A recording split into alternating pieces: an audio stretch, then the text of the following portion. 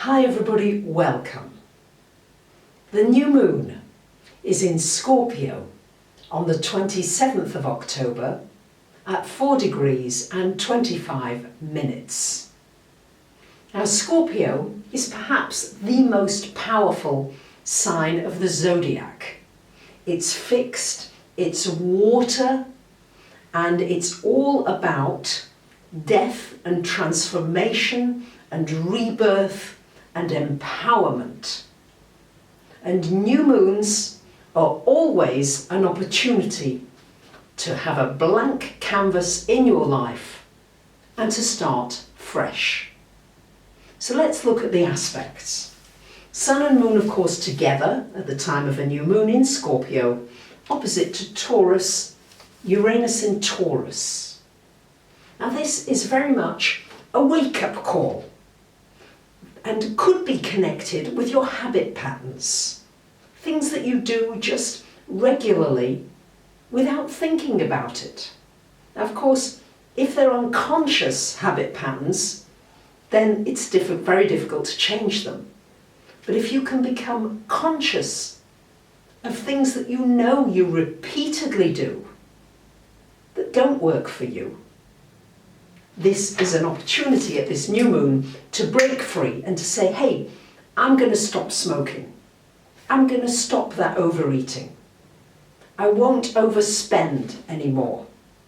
I'm going to be more conscious about the behavior patterns that I have that I know are destructive and that I need to change.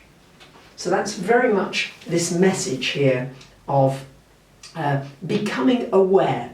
Uranus rules the higher mind, and in Taurus it has to do with the things that you do every day, largely. Now, all these planets are in Scorpio: Sun, Moon, Mercury, Venus. And Mercury goes retrograde on the 31st of October until the 20th of November. But Mercury is still going to be in Scorpio until the 10th of December. So this is a very long time for Mercury to be still. And Mercury does not like staying still. It rules Gemini and Virgo, which are both mutable signs. So it likes to flip from one thing to another. It wants to change, and it very rarely stays in a sign for more than about 3 weeks. This time, we've got another 6 weeks or more to go. So what can you do to use this aspect in a positive way? Because the frustrating thing could be is things might just be slow and a bit sluggish.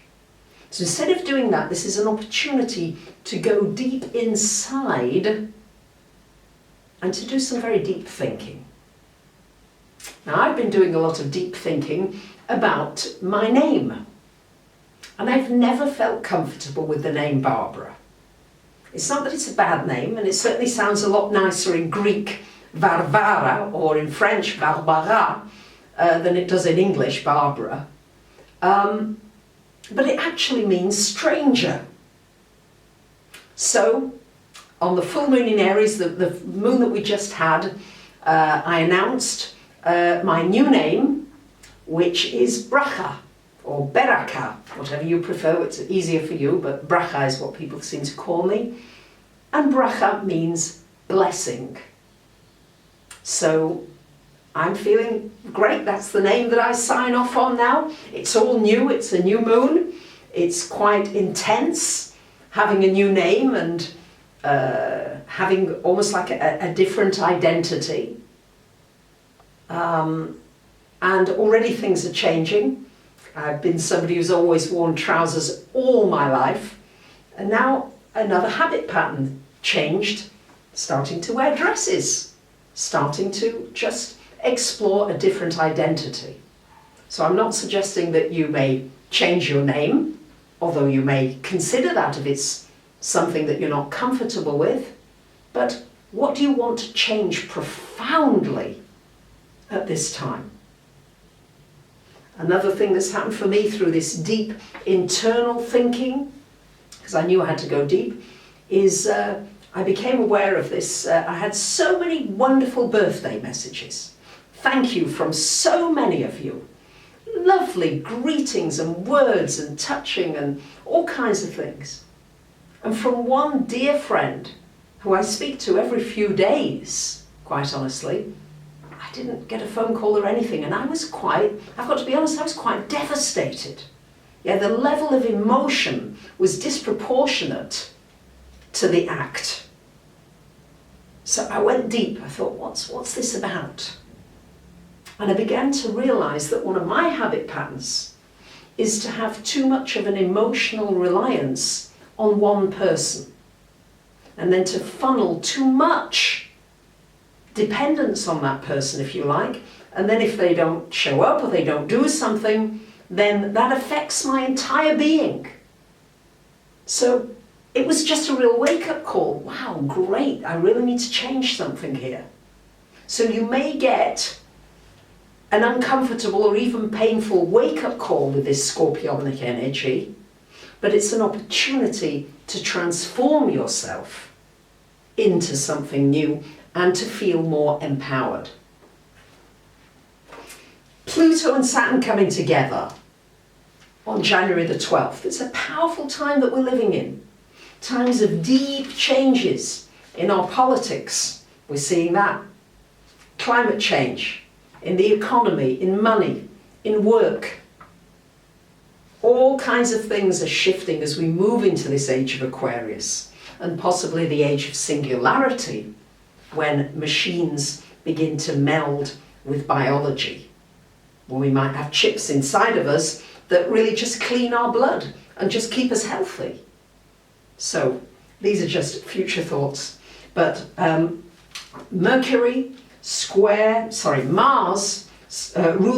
co-ruler of Scorpio, is square to Saturn. So this is encouraging you to keep going. Yes, things can be difficult. Yes, I sweat a lot when I play table tennis. I love it. But I know I'm getting stronger. And there are frustrations when I miss things and I can't get things in. But I'm building strength. So know that you can build strength by sticking through something. Yes, it's just worth sticking through. Don't say, I'll leave it for another time. Scorpio is about saying, live or die. I'm going to go through that fire if I have to. And I'll come out the other side better than ever. So I've talked about the Mercury energy, got well into that. I just wanted to share with you that I'm on Instagram at Barbara Gold 111. I should probably have to change that to something like Gold Bracha or something like that, Gold Blessing, but for now it's Barbara Gold 111, where you can hear a 1-minute astro soundbite that I give almost every day. Here are your paintings that came through, and I have to say they are not very Scorpionic. Yes, Scorpionic colours are usually black and red and intense colours, but these are what came through, so this is what I'm sharing with you, and I hope you enjoy them. So thank you very much for your comments.